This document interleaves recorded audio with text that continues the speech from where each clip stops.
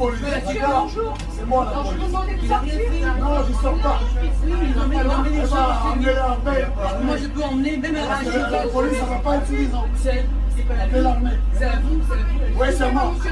C'est à vous. Ne vous mettez pas les qu'il faut dire, d'accord? On a le droit de mon corps pour le coup.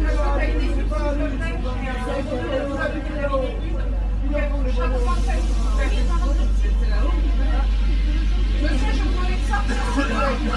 On demande des jeux, on est démocratie. On est en démocratie, ça vient encore à demander. Je n'ai pas dit des grands mots, je ne me fais pas insulter, donc du coup, vous m'avez agressé. Je vais porter plainte pour agression.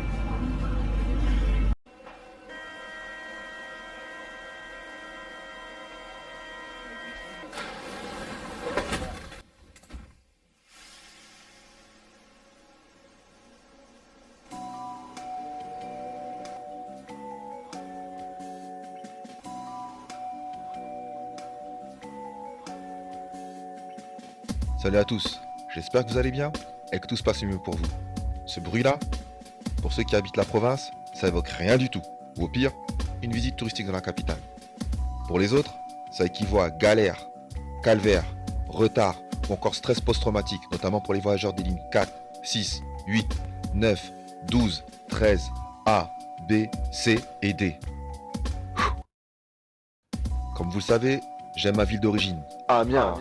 Me demandez pas pourquoi, c'est comme ça, c'est une histoire d'amour entre elle et moi, ou sûrement c'est la nostalgie qui parle, car au fond, ma vie ne me manque pas vraiment. Bref, entre Paris et moi, par contre c'était autre chose.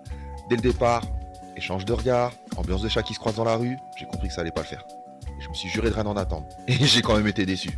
Ouais, du désamour dans sa forme la plus pure, et le métro a grandement contribué à l'accentuer. Chaque voyage est une aventure en territoire inconnu, avec le bruit, les odeurs, les langues plus ou moins identifiables qui vont avec. Une occasion de tester la chaleur humaine d'un point A à un point B, entassé comme dans une bétaillère ou en mode sardine avec des gens en sueur, trop parfumés, pas lavés, sentant la rapta de la veille, vociférant au téléphone et même parfois qui matent des films de frappe en toute détente et innocence. Évidemment, la promiscuité, le stress et la mentalité de bâtard environnante font que les gens n'hésitent pas à pousser, doubler, gêner au lieu d'agir en adultes civilisés et forcément, ça vire à l'embrouille. Dès que les esprits s'échauffent ou que la température monte, vous pourrez observer un vieux bourgeois qui vote sûrement à droite, insulter dans le normal, une punk à chien mélanchoniste car elle et sa putain d'animalerie ambulante prennent beaucoup trop de place dans la rame, ou encore un daron prêt à se fight avec un autre Gus dès 8h du mat alors qu'il est en train d'emmener sa fille à l'école primaire. Et le délire commence avant de débarquer dans ce bourbier, car dès l'entrée de la station ou au bord du quai, on est sollicité par des Roms ou par des Syriens ou par des Roms qui jouent les Syriens. Pour les amateurs de nourriture raffinée, vous pourrez toujours vous orienter vers les cacahuètes marrons ou autres maïs grillés vendus à la sauvette par des Indiens. Dans la rame, encore des Roms avec ou sans bébé, des clodos avec ou sans clébard qui font la manche et si t'es chanceux, tu auras droit à un discours larmoyant mais appris par cœur ou à une prestation artistique originale allant de l'accordéon à l'imitation de Michael Jackson. Je me rappelle avoir dû corriger un SDF qui prétendait venir d'une ville de ma région, mais qui prononçait mal le nom de cette ville. Enfin, ça, c'est le spectacle auquel tu auras droit si tu arrives à lutter suffisamment fort pour monter dans la rame. Si t'as le physique Alan Ganou, ça va aller. Coup d'épaule, charge de bison, regard intimidant, ouais, tu vas rentrer, c'est sûr. Sinon, va falloir y aller à l'huile de coude, au forceps ou à la roublardise. Si tu rentres pas, c'est pas grave, c'est l'attente. Et là, mon ami, c'est la 4e dimension. Tu comprends tout de suite la notion de faille spatio-temporelle. Les minutes affichées sur le panneau sont soit plus courtes, soit plus longues, mais elles font rarement 60 secondes. Si c'est pas ça, c'est le temps d'attente qui finira par t'achever.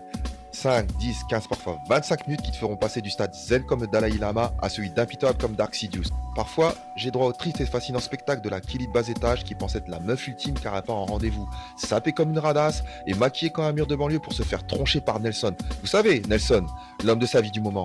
Et dans son regard, on peut lire Eh mec, me regarde même pas. Je te donnerai même pas l'heure si t'oses venir me parler car je suis trop bonne et trop stylée pour toi. Après, on s'étonne que tout le monde tire la gueule dans les wagons et les couloirs car les gens se regardent sans vraiment se calculer. Ou si tu parles à un inconnu, soit tu te fais agresser, soit tu es accusé d'agresseur. Pour un bonjour, un salut ou juste un signe de la tête, autant être fait emmancher à sec par 10 lutteurs tchétchènes. Même moi, il faut quelques minutes de décompression pour évacuer tout ce bazar sous peine d'être désagréable avec la première personne que je croiserai. Et le spectacle est pire sur des lignes du type 4, 2, 5 ou 12. Là, mec, c'est ambiance Walking Dead. Imaginez le même délire avec des zombies qui sont à moitié à Walp, parfois équipés d'un schlass, d'une pipe à crack, et dont le but n'est pas de vous mordre, mais de vous taxer des thunes dans le meilleur des cas. Je dédie ce passage aux habitués des stations La Chapelle, Stalingrad, Lomière, Marx-Dormois ou encore Saint-Lazare. Je te parle même pas du RER. Il suffit juste d'aller à la gare du Nord pour avoir un aperçu de ce que je veux dire. Enfin, gare du Nord ou gare du Noir, comme dirait Rakin. Allez voir sa chaîne, c'est de la bonne red pile. Ouais, c'est vrai, là-bas, je me fonds bien dans la faune locale. Si j'étais blanc, je me sentirais comme Tata au Congo. Les gens parlent le lingala, le wolof, le poulard, le soniké ou encore le bassa. Zéro français. Odeur de cacahuètes, de maïs grillé, de beurre de karité dans l'air. Là-bas, des petites Coralie ou Ludivine se font accoster en mode « Eh, beauté, je t'aime ». Ouais, un remake de Mariage au premier regard à la sauce Kinshasa Zamba Zamba, avec dans le rôle du futur ex-époux, un aventurier qui veut juste Mougou et dont l'amour se mesure au nombre de jets sur ta face.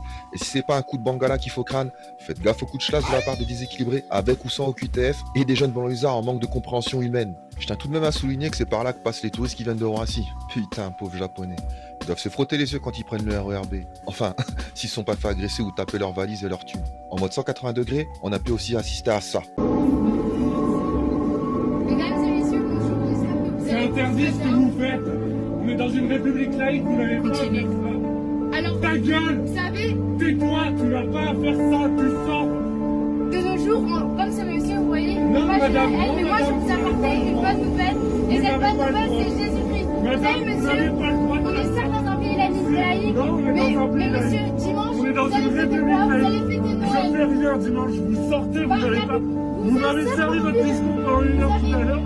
Je ne veux pas vous entendre. Les autres sont en vie. Donc monsieur, votre haine, vous la gardez et moi je partage un message Je à n'ai vous. pas de haine. Vous avez de la haine, je vous ai pas attaqué, vous apportez une bonne nouvelle en Jésus-Christ. Soyez bénis, passez une très bonne journée. Désolée pour ce petit moment de haine, mais en tout cas...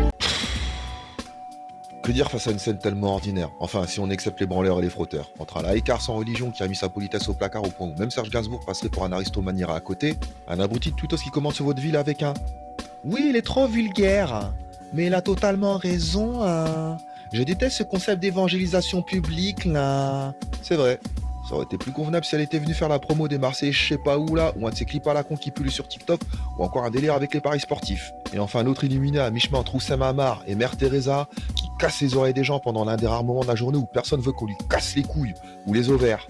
En plus, j'ai la tronche du cœur de cible de ces gugus. Ces mecs visent en priorité les noirs, notamment via une invitation à un concert de gospel. N'y allez jamais. Au corps et au sang du Christ qu'on me propose, je réponds toujours « Désolé, j'ai déjà croqué un bon gros kebab à la sauce à la Wakbar. » À la sortie du métro, parfois ils m'alpaguent en me disant « Jésus t'aime », je leur réponds « Ah bon ? Moi aussi. »« Ah bon ? T'aimes Jésus ? Non, mais je m'aime aussi. » Et moi dans tout ça, je reste le nez plongé dans mes bouquins, romans noirs américains, romans du 19e siècle, pièces de théâtre, notamment les pièces de théâtre classiques. Grâce au métro, j'ai pu lire quasiment toutes les tragédies de William Shakespeare. J'ai pu lire Christopher Lasch, Emmanuel Todd, Michel Clouscar, Jean-Claude Michéa, Walter Lippmann. Je me suis initié à la science-fiction avec Philippe K. Dick, Isaac Asimov et Frank Herbert. J'ai découvert des auteurs noirs comme Frantz Fanon, Iceberg Slim, Wole Soyinka, Sonny Labutansi, Toni Morrison ou encore Richard Wright. Loin de cette merde quotidienne, j'ai voyagé des rives du royaume d'Oyo au bord de la Tamise en passant par le lac Michigan, l'île aux dragons et les townships de Johannesburg. J'ai assisté à des actes héroïques, des vengeances nobles, des manigances détestables ou encore des actes d'amour totalement désintéressés. Bref, malgré sa laideur et sa puanteur, le métro a été vachement utile pour me faire découvrir de nouveaux horizons, de me cultiver et m'éloigner du bruit, de la folie, de la foule, parfois en fureur. Pas de smartphone ou de musique dans les oreilles. Si j'ai pas de livre, je regarde en l'air ou je regarde les gens. Et j'en ai vu du zigoto et du dingo.